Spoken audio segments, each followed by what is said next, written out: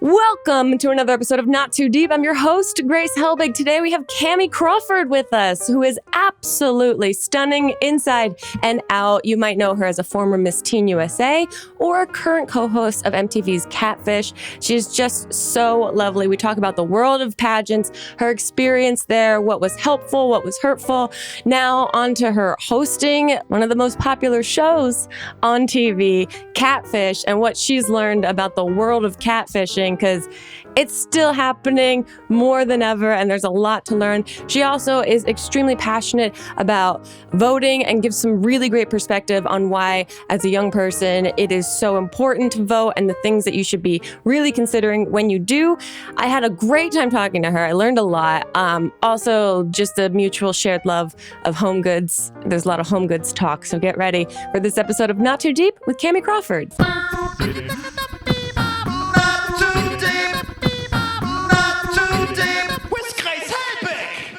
Kamie, thank you so much for being here. I do feel like I'm instantly transported to a Catfish episode right now. You are. That's what this is. Welcome. Thank you. So they won't FaceTime, but they're for sure real. So right. All good. Yeah. Typical. Well, also, Los Angeles is still relatively new for you, right? Yeah, I'm 2 years in now. Okay. Yeah. How's that experience been? I mean, you've had a range of experience in 2 years in Los Angeles with everything going on right now. Oh, yeah. I think I've gotten like the full scope of what to expect from the Angelinos, but I love it here. I'm from the East Coast. I'm from Maryland. And before this, I lived in New York for 8 years. So this is like completely different, but it was like the change that I needed to see in my life. Good. Yeah. That's awesome. Well, let's go back to the beginning. I'm from New Jersey, also fellow East Coast. Hey. Let's talk about first, obviously, Miss Teen USA. Let's go back to those years. How did you get involved in the pageant world? It was kind of by accident. I was just in high school. I was a senior. Was I senior yet or junior? Who knows? It was so long ago. It feels like 5 million years ago. Yeah. But one of my best friends had competed the year before I did. And she was just like, I did this pageant last year. It was really fun. I feel like you would really like it. You should do it. You'll make cool friends and it'll be fun. And I was like, okay. Sign me up. Like, I'm down for fun. And then, I got fully immersed in the pageant world, which is a whole entire thing on its own. There needs to be a constant reality show based around pageantry all the time. Because I'm so fascinated by it. And for you to have how long did you actually spend in that world? So I competed at state that October. I think she might have told me about it in like January or February. Okay. I competed in October. I won Miss Maryland Teen USA on my first try. And then after that, you have to go to nationals, and I won Miss Teen USA. So it was only about like a year's worth of time, but I mean, I got my full experience. I'm sure you did. I got my t-shirt. Yeah. Because I read that you were trained by Miss Pennsylvania. Yeah. So Loren Marola Strager now, she was one of my walking coaches. Then I had Luciera, who's another like famous pageant and model walking extraordinaire. She's the one who taught Kendall Jenner how to do her model walk on that episode of Keeping Up with the Kardashians. So she's an expert. And then I had, I had 2 interview coaches. I had Jules, who's like my pageant fairy godmother, who has her own pageant consulting company. And she trained me on like paperwork. You have to know how to walk, how to talk, how to, do everything. It's an entirely different world. It's kind of like training to be a princess at Disneyland. Like, you have to know the ropes. Yeah. I mean, it sounds, because I think people can write it off very easily from the outside, not knowing on the inside what it's like. So what kind of training, you kind of said, so you go through walking training, you go through talking training. I mean, they're like making you into a different person almost. It sounds like. Yeah. It's like, it's the grace of being a princess at Disneyland, but like the brain power of being a politician. Like it's very, there's only so much growth happening within the pageant industry, as much as I wish that there could be more. But, you know, you have your fitness coaching, and that is, it's not like just your regular fitness. You're not just going to SoulCycle and like calling it a day. Like you have to, everything is like lean. You have to make sure that your muscles are lean. Everything is like small. And then you have your interview coaching, which teaches you how to interview, and, you know, answer questions in 30 seconds or less. Yeah. Keep it concise, but also like, you know, put in your point of view wherever you can. And then, you know, you have your paperwork, which is, you know, when you go into your interview at Miss Teen USA or at any pageant, you have an interview portion of the competition, because we don't have a performing talent portion of the competition.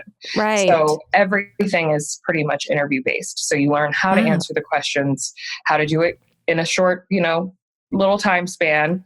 And for your paperwork, everything that they ask you is based off of the paperwork that you provide. So if you have like your grandma do your paperwork for you, and, you know, your grandma writes, she loves chocolate and dancing. And then you get in your interview and they're like, so what's your favorite chocolate candy? And you're like, I hate chocolate. I'm allergic. Yeah. Like, it will kill me if I have it.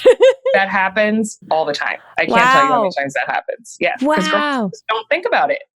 Interesting. And so, I mean, I was watching your stories because when we're recording this will go up later. We just had the vice presidential debate last night, and it must be so fascinating for you to watch through the lens of all that training to see how they're answering questions. I mean, what's that experience like? I mean, for me, I think coming from a pageant background, but now working as a host and like having that training on top of that, which is completely different, because as a host, you have to, you know, connect with the person on the other side of the lens who's watching you. So for me, I focus more on like the moderator, who I'm like, where's the follow-up? Like, this is what the people want to know. We want to like make sure that this person answers this question. Like, don't just let it pass by. So, you know, for me, that part is like the most frustrating. But then you have the whole entire aspect of like, the president of the United States used to be my boss. Yes. So that's so well, one of the you had a tweet in like 2016 that was extremely informative, and I think confirmed a lot of people's suspicions about the terribleness of the human being that is currently our president. That said, Donald Trump doesn't like black people, so don't take it the wrong way if he isn't extremely welcoming towards you, is what someone actually said to you. Yeah. That's wild to me. Yeah. I mean, I was 17. I had no idea that, I mean, I knew that racism existed, obviously, but I had never experienced anything firsthand. And even with sharing that experience, I didn't think that it was going to go anywhere. Like I just was, you know, I'm always on Twitter. Like I'm just talking about things that happen in my life. Like that's like a normal thing. Yeah. And it was right before the election. And I was just like, you know what? People keep on saying like Donald Trump has done so much for black people. I'm like, okay, let me explain something to you. Okay. Or they're like, he had a black girlfriend in 1994. I'm like, okay, like what does that mean? You can have black children and still be racist. It doesn't matter. It doesn't matter. So I tweeted it not thinking anything was going to happen. And then I got a call from my mom at like after midnight asking me, well, not even asking, she was yelling. She was like, Cameron, why is Inside Edition calling me on my cell phone at midnight? What did you say? What did you do? And so I was like, I had no idea. And the next thing I know, it was on like CNN and MSNBC. And I wasn't expecting any of that. I wasn't doing it for any of that. Yeah. But, you know, it's important that people are properly informed. And like, I think that the most harmful thing that's going on right now is that people are just blindly following and listening to anything that they hear. Like, you can't do that. I love Barack Obama with like every fiber of my being, but if he makes a mistake, I can acknowledge when he's made a mistake. And that's the difference. Yeah. I think when you refuse to acknowledge that someone that is leading your group of people, that they are flawed in any way, that becomes a cult. And that person becomes a cult leader. And those are just, I don't know, factual things that kind of happen in that regard. That's the way it is. Yeah.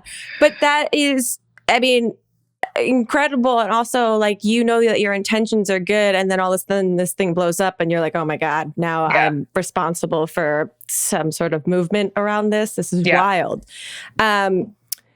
Where in your, the beauty pageant world, did you like make a conscious decision to formally like step out of that? Did you stay in that world for a little bit? I don't think I ever had a choice because I am so vocal that, I mean, I'm like the black sheep of the pageant family. Like, I don't give a shit. Like, I'm going to say what it is that I feel. I wasn't in the world long enough to, be silenced or feel like I have to silence myself. And I know way too many girls who are, a part of the industry who feel like they have to always be politically correct and they have to always, appease one side over the other so that they don't get bashed. I really don't care. Right. I've been getting bashed since I was 16, which is when I started competing. I have, seen the worst of the worst. I've been called the worst of the worst. I've had death threats. I've seen it all. Like, there's nothing.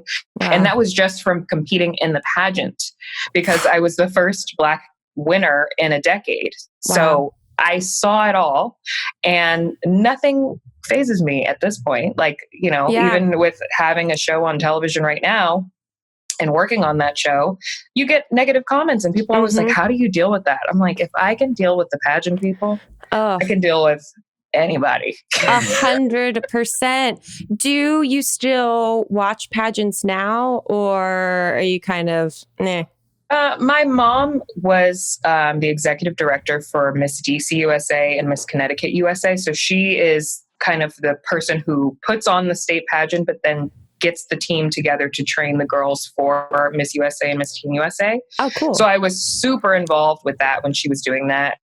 She had 3 national title holders in like 4 years, which is unheard of. And they were all Black. The current Miss Teen USA is her current girl. And she had back-to-back Black Miss USAs from the same state, which is like not even a thing. Amazing. She's like incredible, but she was kind of the person in, for Black pageant girls. My mom was really the person to show the industry, like, this is what you're missing out on when you're not giving our girls a chance, because there are so many states that still have never crowned a Black contestant because they just don't want to, or they don't believe in it.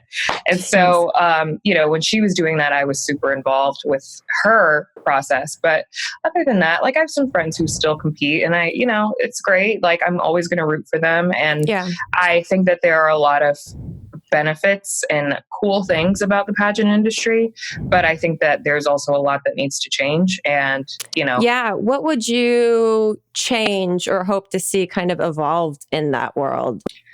One thing in particular, I was actually talking to a friend of mine who we competed together at Miss Teen USA. We both made the semifinals, and we were talking about like our weird relationship now with fitness. And she was talking about her relationship now with food from competing in pageants, because, even for myself, like, I just started with a new trainer. This is the first time in my life that I've felt like I'm going to work out just to be fit and strong and like feel good, and not like I'm going to work out because I need to lose weight and I want to lose weight and like or I want to be lean and skinny and small. That's never something that I've ever wanted for my life. But being in pageantry and like, that kind of fitness ingrained in your mind, you think that that's like the normal way, and it's not sustainable. So we were talking about that, and I was just like, when are we ever going to see a girl that's over a size 4 compete on a national stage at a pageant? Like, when is that going to happen? Because now, I think it was a few years ago, Miss Canada was competing at Miss Universe, and she was considered like the curvy plus size contestant. She was probably a size 4. Wow. Like, what's so the logic? Unrealistic. Yeah. And what does that teach women who are watching? Like, this is your plus size contestant, like it's really wild. And that is something that I would love to see change. Like, obviously, fitness is a huge part of pageantry, but there are plenty of girls who are fit that are a size 10 or a size 12 or what have you. Like, fitness doesn't just come in size 0 to 2.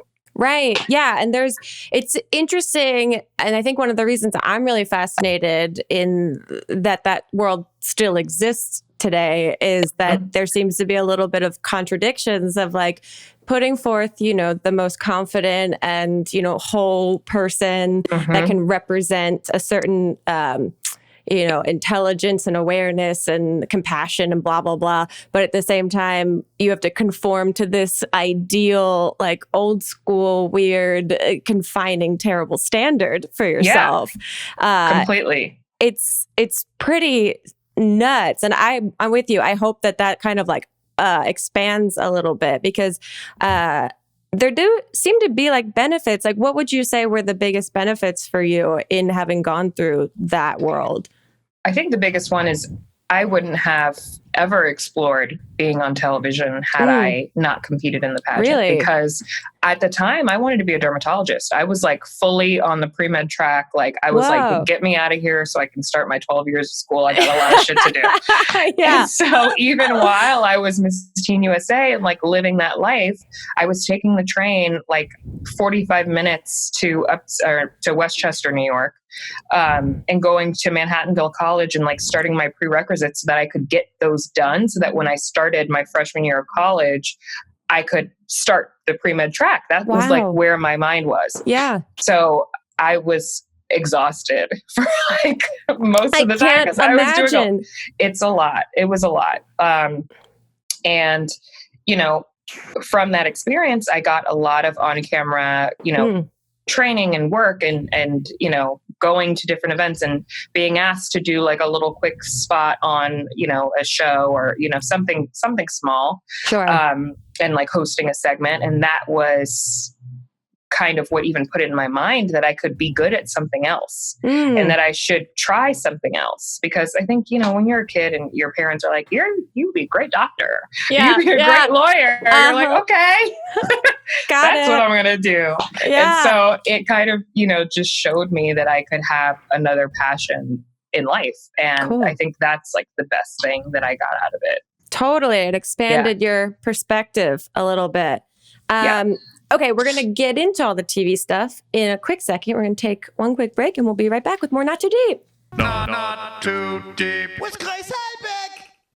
Hi, friends. Grace Helbig here from the podcast Not Too Deep, which you are currently listening to, hosted by me, Grace Helbig. Just wanted to say a couple of things. One, thank you so much for listening. And two, if you are enjoying yourself to such a degree that you'd love to leave us a review on the Apple Store, that would be so appreciated because, again, you are very appreciated for giving us your time, your ears, your attention, whatever it may be. And that was my couple of things. Now back to me. Okay, let's get into this new endeavor. You're the official new co-host of Catfish on MTV. That's so exciting. Talk me through how this even came about. Because I was watching episodes where you were guest hosting on, and Melissa and I were talking about this before you came on.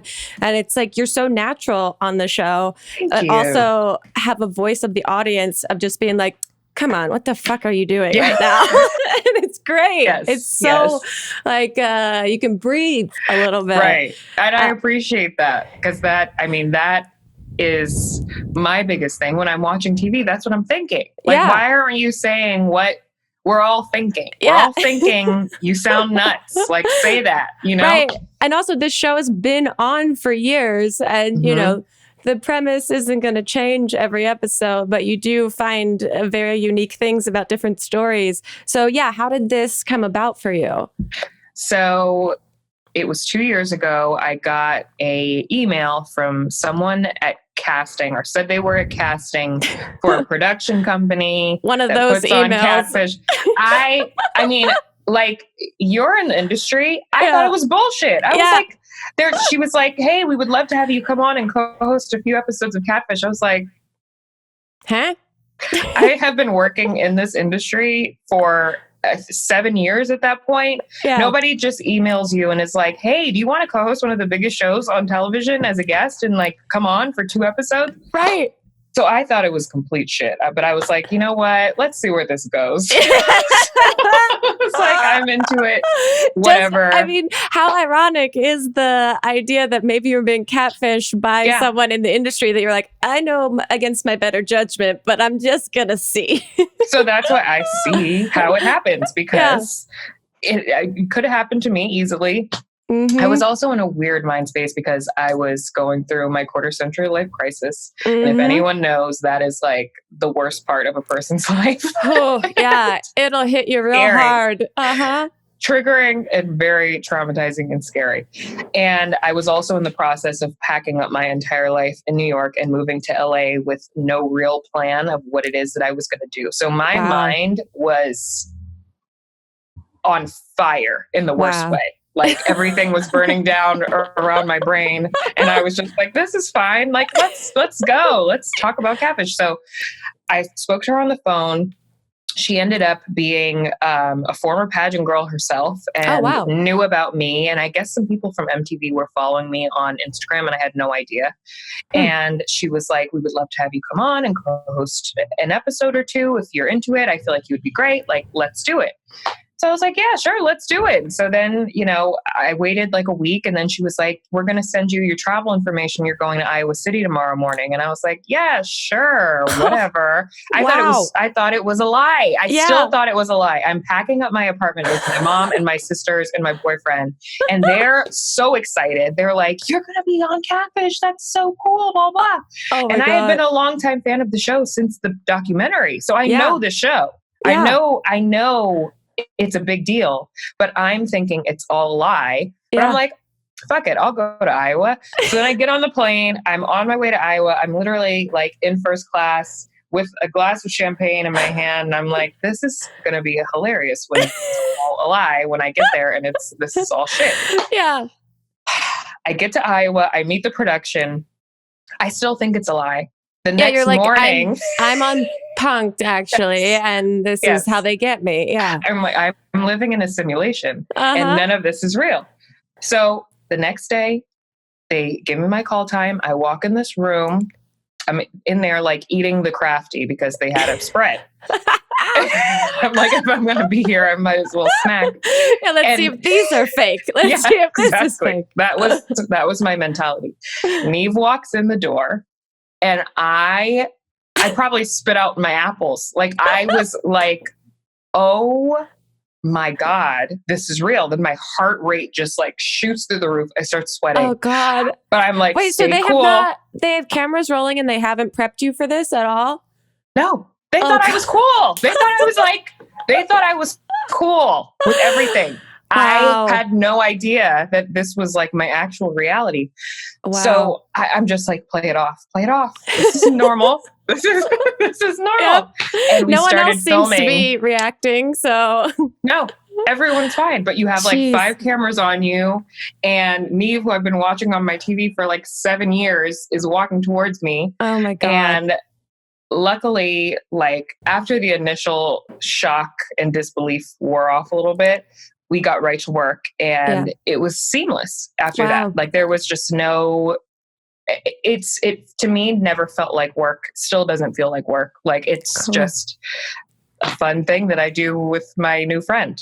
Yeah. I mean, I think that's what makes the show so successful is that you guys aren't approaching it from like, cognitive behavioral therapy experts or like FBI investigators or anything. You're just like real people deducing real facts in real time for people. Exactly. That's so wild to me that there's no formal like rundown of here's how we're going to do it. So you basically like trial by fire, like learning while you're in it. Yeah. How was that first episode then? Because you literally got thrown into it. As soon as we started it, I was like, this is what I want to do. Like, this is the show for me. And I called my mom immediately after and she was like, literally, I don't think that there could be a more perfect show for you. Because when I moved to LA, I had other ideas in mind. At this point, I hadn't even moved because after we filmed that episode, I think I flew back on a Sunday night. And by Monday morning at 8 a.m., the movers were coming to pack up all my stuff and ship it to LA. So it was just crazy how things worked out because I had no plan. I didn't know what I was going to be doing. Yeah. But after we filmed that episode, they were like, we'd love to have you come on and do 2 more. And then they were like, we'd love to have you come on and do 2 more. And then we'd love to have you come on and do 2 more. Wow. And then they asked me to be the permanent co-host. And I was like, yeah, this is my life. This is what we're doing. So cool.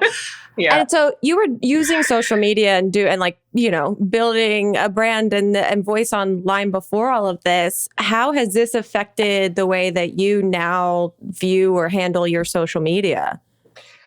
I'm definitely not any more or less cautious than I was before, except for the fact that, I've always been a person, because I am vocal about a lot of different things, that if I'm posting like on my stories where I'm out and about, I don't post in the actual time and moment. I wait until I leave and then I'll post. And if I have to post a location, I'll post it after I'm gone. Because people Very are crazy. safe. Yep. People are crazy. Very true. And I get messages from people all the time like, I think I just saw you walking down Hollywood Boulevard. I'm like, what was I doing? Was I doing anything terrible? Yeah, exactly. And that's always super awkward. But other than that, like, I have always loved using social media to connect with people who, support me, people who don't sometimes. Those are always interesting conversations. But I love social media. Like, I think that it's great. I think that there's a lot of people that use it for, negative reasons, but I'm not one of those people. So I like to make my social media a safe place to have like educated discussions and just to like talk. Like, I think one of the things that I was complaining about just the other day is like influencers, which I am one, not talking about real shit. I'm tired of talking about your favorite lipstick. That's great. Tell me your favorite lipstick, but also tell me about like things that are happening in the real world that we can all benefit from hearing about. Yeah, I think I truly admire how outspoken you are, and not even outspoken, just spoken about things that are going on and your actual opinions about it, in a way that seems to invite everyone else into the conversation with you. Like, you're creating dialogue with the people that are watching or following. And I think that's hugely important because a lot of people are very image conscious and very worried about, which I'm sure mirrors a lot of like the pageant world a little bit. And so I think it's very cool that you're still exactly who you are, even though you're hosting this TV show, because I'm sure a lot of other people would have restrained themselves a little bit on being so on voicing any opinion that they had about anything. So I think that's very cool that that's something that you do think people should do more of. Yeah, I think maybe the PTSD from feeling restricted for like a year and a half as a beauty queen is coming out. It's just all exploding. Seeping out of my pores. I feel like a fraud if I'm just sitting on social media looking cute and not talking about, issues that affect my life. Like, I feel fake.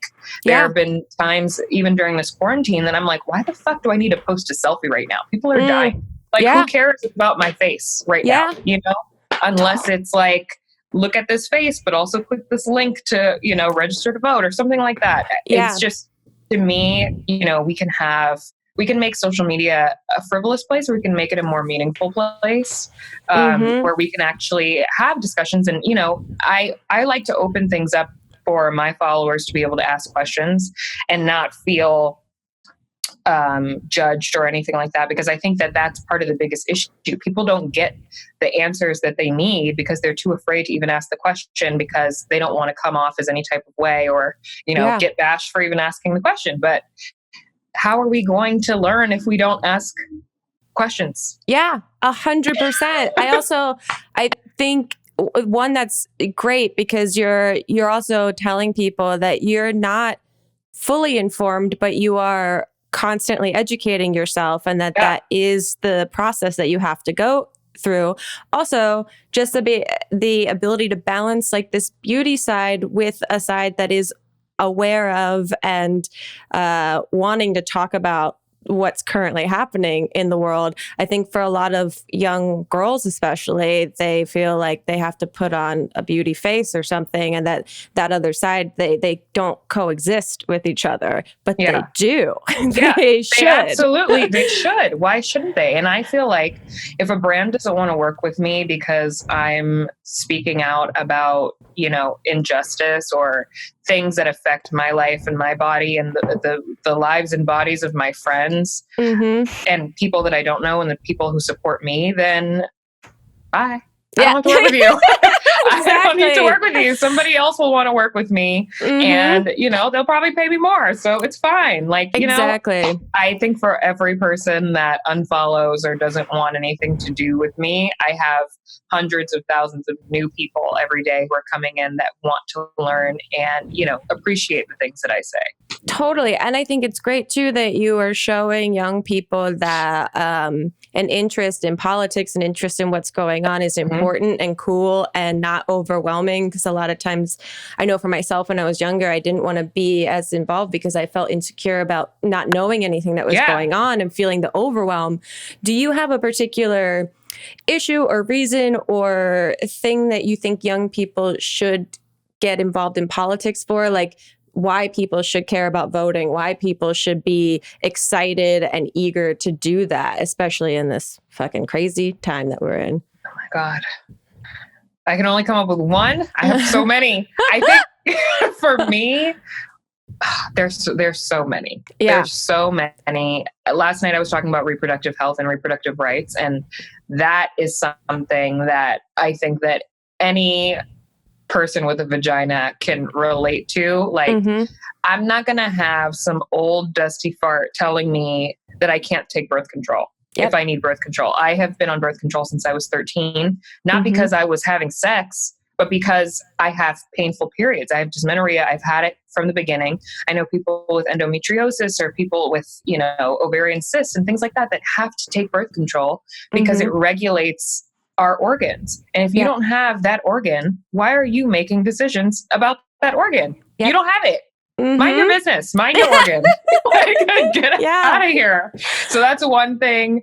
Another big thing, for me is the climate. Like I'm not the most, recyclable green girl on the planet, but I have my glass straw. I try to do what I can when I can, but it scares me that like my children and grandchildren may not have a planet to breathe on. That is scary. So, if you care about that, maybe some young people aren't thinking about kids, but I'm going to be 28 this month. And that's something that concerns me now is, thinking about that, but also I'm going to be 28. I want to have children, and what's that going to be like for me if someone else is in charge of, my body? How does that, affect things? And I was actually talking about that on my stories last night, and I got a message from someone who was planning on voting third party. Okay. Which is a whole other conversation. But she was like, I don't like Trump. I don't like Biden. I was going to vote third party, but after your conversation about, body autonomy and, reproductive rights, I am absolutely voting for Biden because you're right. Like that is right. And I'm like, this is why we have to have these conversations. Yeah, absolutely. Because some people don't know what their plans are. If a woman has a miscarriage, which I can't really name a woman in my life that I know that has never had a miscarriage. If you have a miscarriage and you have the possibility of being jailed for that, because your child dies and it's not even under your control. Like, what is that? Yeah. It's backwards. It's insane. It's backwards. I know this is not too deep, but shit, you got to get deep with that because that's the thing. I think that, and this was not too deep, but it's like you said, it's the undeniable need to be talking about this stuff because a lot of people will avoid it because it's uncomfortable. And so by default, they're uninformed and making decisions from an ignorant place. And then Two, people read headlines and take it for full truth without doing any investigation or any further exploration of like what this really means for like their lives and their potential children's lives. I'm especially with you on the climate stuff because it's not even a conversation that people are having. Like in the debate is so like thrown away that I was like, wait a minute, we have to go back to this. I need to hear on top of like LGBTQ plus rights, that wasn't even touched last night. And that is something that is on the ballot. And I have friends who identify as queer. I have friends who are trans. I have friends who are non-binary. I have friends who are gay. I have friends who are straight. I have friends who are the entire rainbow and not on the rainbow at all. And, you know, as someone who considers myself to be, you know, an advocate for LGBTQ plus rights, it's important to me to hear the moderator, but also, you know, Kamala Harris, who I love dearly, call out Mike Pence for the fact that he believes in conversion therapy and everything else. Like that's important to me. I want to know that this is being discussed. I want to know that they're being seen just as much as everyone else. And, you know, so that's another big issue that I think that young people especially can agree to, because we're not our parents or grandparents' generation. Like we have a way more open mind. And if you think about the fact that your friends who identify as queer or trans are not going to be given the same rights as you and are actually going to have their rights taken away to even love who they love or use a bathroom that, you know, makes them feel safe, that's something that you should be fighting for. Yeah. That's something that I want to fight for. 100%. No, I think that's great. I think you're doing an amazing job by like making sure that people that are following you understand that these are conversations that should be happening. Okay, we're going to take one last break. And when we get back, I have some internet questions for you. We'll be right back. We're not too deep. Not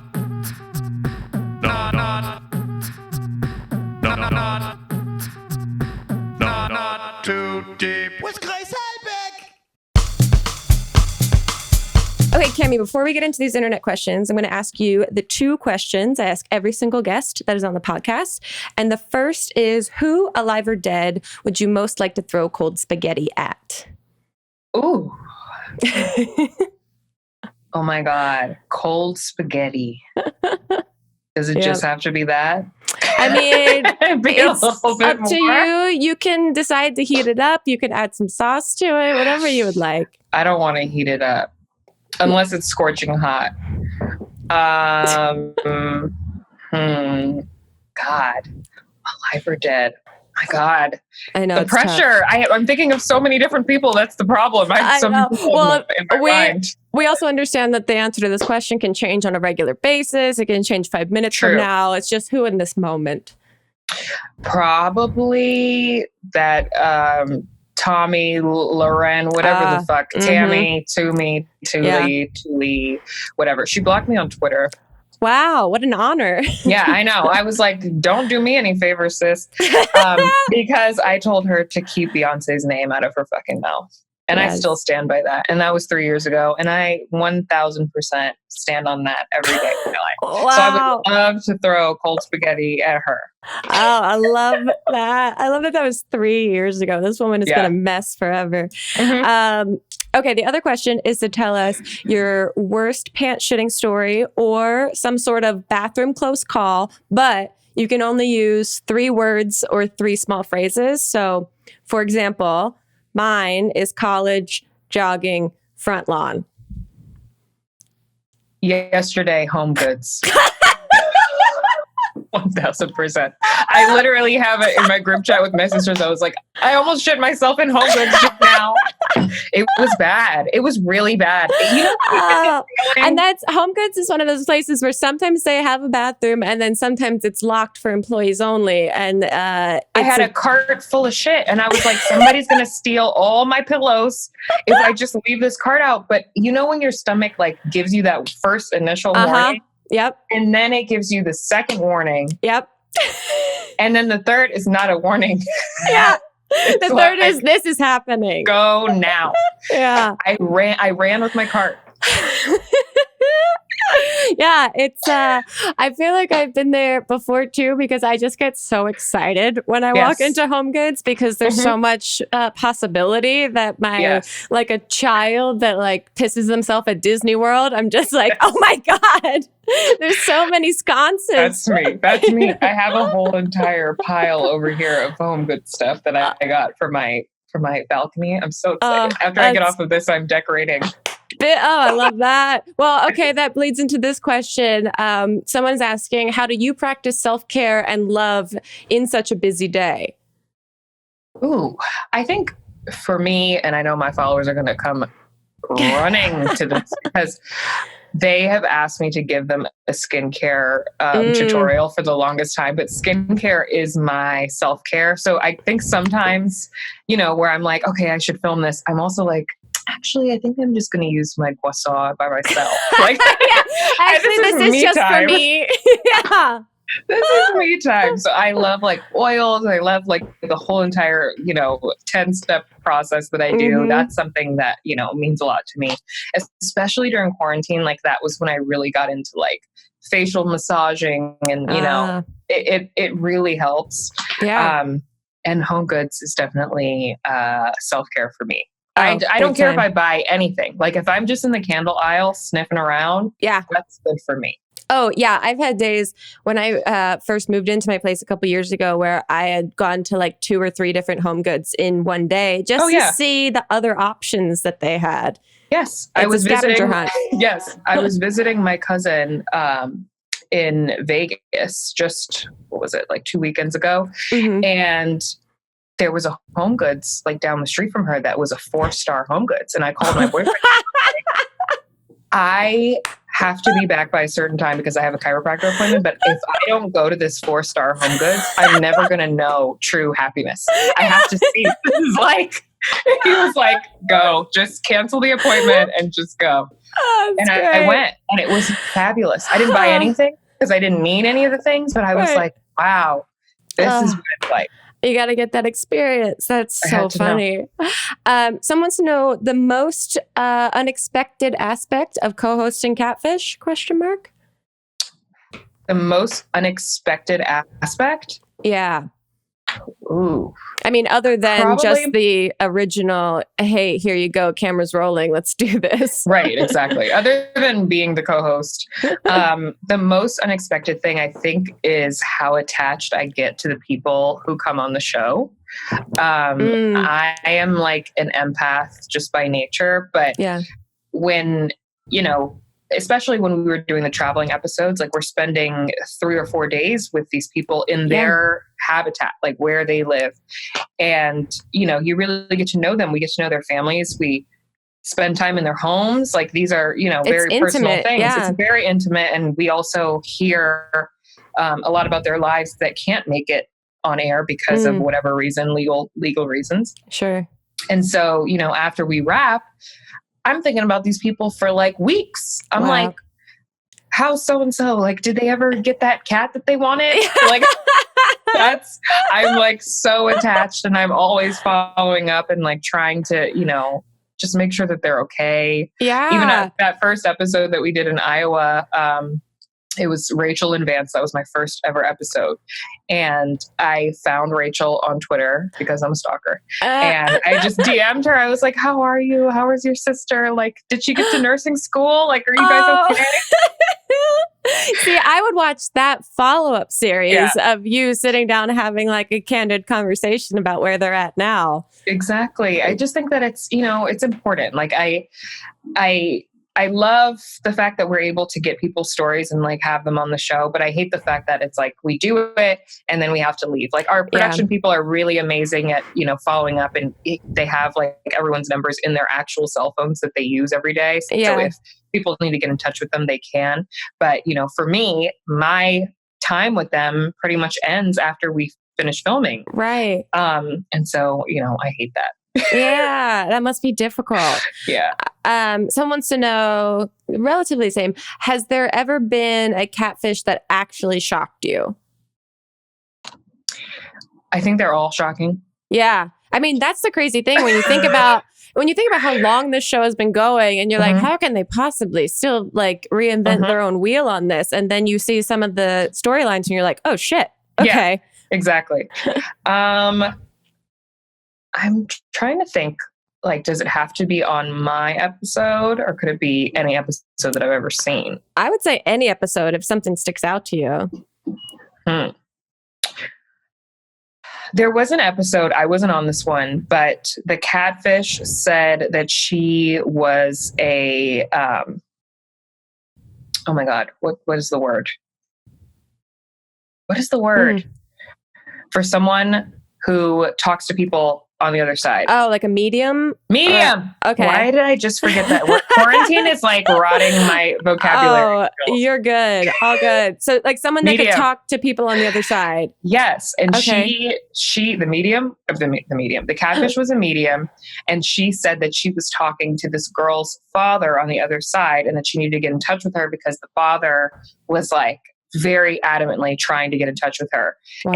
And that to me was like the spookiest, weirdest, like, Yeah. and it gave the girl so much hope, obviously, because like, you know, that's your father. Like, of course she wanted to talk to him. Yeah. And I still don't know if they even confirmed that she was a true medium. I think some of the stories that she was saying were adding up, but some of them weren't. Yeah. And that was like one of the wildest things I've ever seen because I can't even imagine if I was in that girl's shoes, Right. how I would feel. Yeah, You I know? mean, it's the way people can manipulate other people is sometimes just so extreme that you're like, of course, how else would you respond to a person coming out of the blue saying your dead father is talking to you through them? Like, whew, that's nuts. Exactly. Someone wants to know, and a couple people asked this, have you ever been catfished? Yes, Really? but not by a romantic partner. Oh, okay. I was catfished by a close friend of mine who we had been friends for over a decade. We lived together, like we were close. Close, okay. She, a very, very, very long story short, she lied to me about literally every aspect of her life. She faked an engagement. She like, there was so much. Wow. There was so much shit. She faked so many things. I can't even like begin to list. But Wow. like, for example, it got to the point where like, she was telling me that she was traveling to all these amazing places and she would be like, oh, I'm on my way to Dubai with the fiance that didn't actually exist because it wasn't a real person. I'm on my way to Dubai. I'll call you when I get there, and then call me on Dubai time zone and be like, we just landed. I just saw so-and-so at the airport. Like, oh, I'm going to go to the mall tomorrow. I think I want this Hermes bag. And then like, it was wow, so specific. very, very specific sociopathic behavior. It was very strange. Wow. So then you obviously have a much deeper connection to the people that come on the show than from experience. Yeah. I like to think I'm a very good judge of character, and like I'm a Scorpio, so my intuition is very on point. But with that one, I had no idea. And like the fact that it fooled me, now I look for every detail and everything. And, you know, but it's like when someone's your friend or even for the people who come on the show, like when you really love and care about someone, even if you haven't met them before, you trust them. Like we have a blind trust just by nature. I think most people, unless you've been hurt in a certain kind of way that makes you not trust people as much anymore. So, you know, I get it. Yeah. Oh my gosh. That's so yeah. And it's like you have such a positive and sweet attitude towards people until something like that happens, and you're like, how am I supposed to trust people again? Yeah. Why'd you do this to me? Trust nobody. Trust nobody. Someone wants to know, what is it like doing Catfish from home? They say that they're teaching preschool from home, so basically the same thing. Yeah, same thing. I mean, I love the at-home episodes. Like, it's super fun, except for the fact that like I have to make sure my house is spotless every time we film in here, because people notice everything. Like, people notice everything. I found out today from one of my friends who's in like a private Peloton group that a picture of my bike, which isn't Peloton, it's Soul Cycle, is like being circulated in group. And they're like, Kamie from Catfish has a Peloton. They're like, no, she doesn't. She has a Soul Cycle bike. She's a trainer. I'm like, what the fuck? Like, what is this? I have to hide everything. I have to hide everything.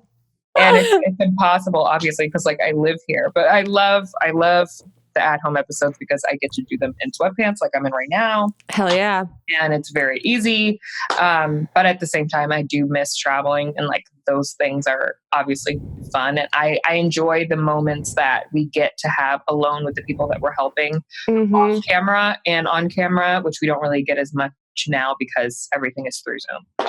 Oof. Yeah. I mean, it's still incredible that you guys are able to produce episodes all while the world is the way it is. Yeah. It just shows you Catfish doesn't stop. Never. Also, I'm a little concerned that like catfishing, and maybe you've noticed or maybe you haven't, if it's like picked up more in the quarantine. I can only imagine that it probably has. Yeah, for sure. Because everyone's on dating apps. So people are, doing the most. Yeah. And I know that like Tinder now has a photo verification feature that they're doing, which I think is amazing. I think every app should do that. But like, people just want somebody to talk to. Yeah, very true. So I want to know, what is your favorite reality show other than Catfish? Everyone who knows me knows that I am so into television. Oh, great. You're in a safe space here. Yes. I would love to have a show like being a commentary person for every show that's on television. My favorite show to date, reality show wise, is Love Island. UK though. Okay. See, that's the one that I haven't gotten into yet because I know it's going to be, it'll take all of my time. Girl, let me tell you something. So good. I've never seen the US version and I do want to get into it, but I have seen every season of Love Island UK. I've seen 2 seasons of Love Island Australia. And mind you, these are hour-long episodes and there's like 60 episodes. So I've seen like 60 hours worth of Love Island UK from one season. Oh my God. And I've watched like 5. So amazing.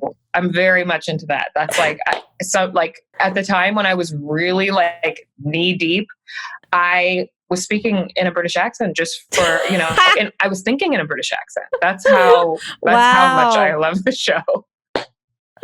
Now, would you ever go on another reality show that wasn't Catfish? I had a docuseries on BET called Effin' Fabulous a few years ago. It was only 6 episodes and they were like 30 minutes long, but great show. Loved it. But I've always envisioned myself going on like Big Brother. Wow, really? That's intense. But I am such a personal space person that I probably would actually have a mental breakdown on television. And like, I would be in the like little confessional room, like, let me the fuck out. Yeah. Which I think would be very entertaining to watch. But I'm terrified, but also very intrigued by the idea. Oh, yeah. I mean, that's one I could never do because I know for sure I would have a breakdown and I don't know if I could recover from it. Yeah. That's my concern. Okay. Last question for you. Any tips for body positivity? There are so many. I think one of the biggest things that people always ask me is like, how did you become so body positive?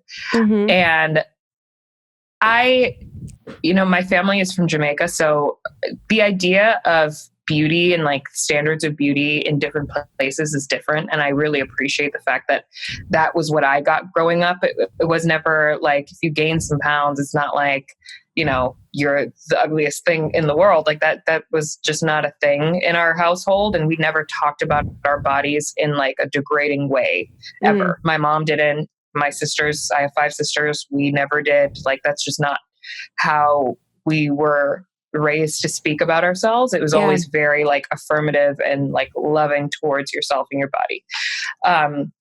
So I feel very blessed in that regard.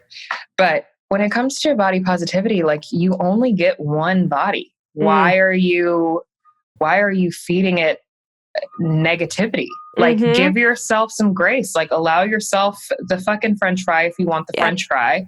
But when you start to feel sluggish and when you start to feel badly about yourself, that's when you know you need to make a few changes and adjust. Like, that's just how it is. You know, during quarantine, who knows what I've gained? I didn't care. You know, I was thinking about what I was eating. I'm trying to stay alive.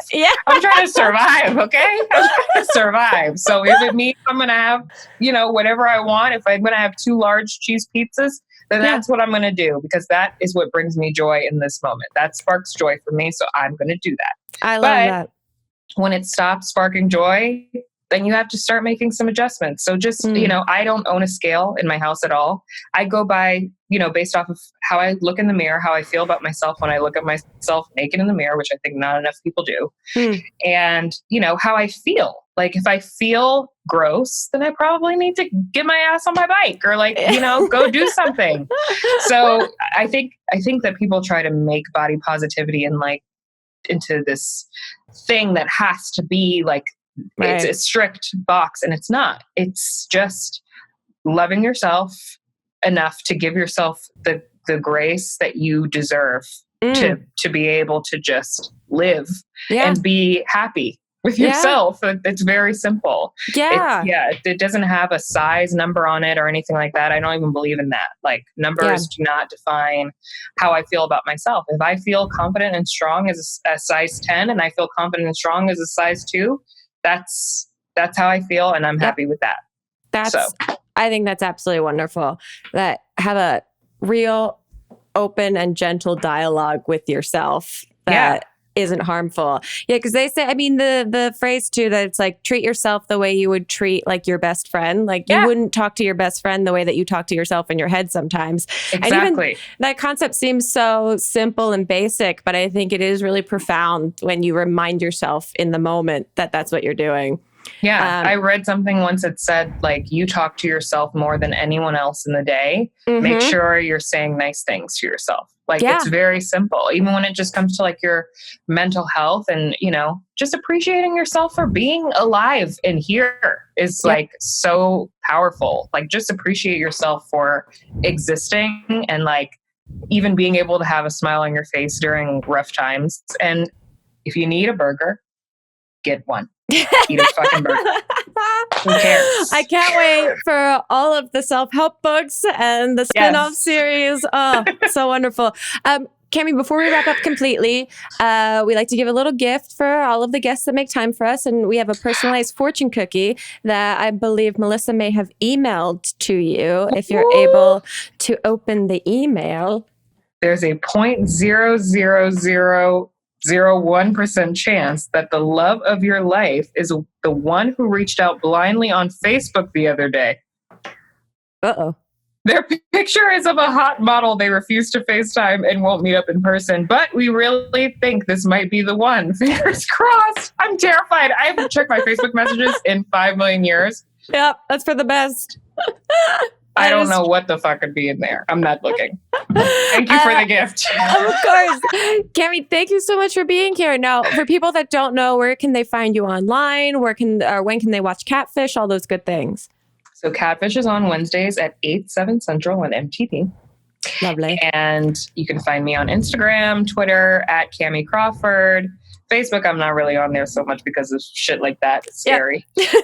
But Instagram and Twitter all the time.